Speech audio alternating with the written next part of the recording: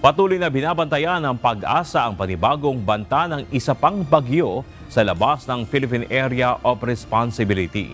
Base sa latest weather forecast ng Pag-asa, huling namataan ng Tropical Storm Kongray sa layong 1,630 kilometers ng east of Central Luzon sa labas ng PAR.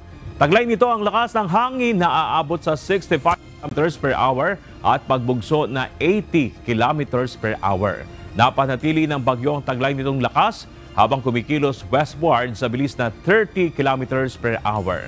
Ayon sa Pag-asa, inasahang papasok ng PAR ang Tropical Storm Kongray mamayang gabi o bukas ng umaga at papangalan ng Bagyong Leon.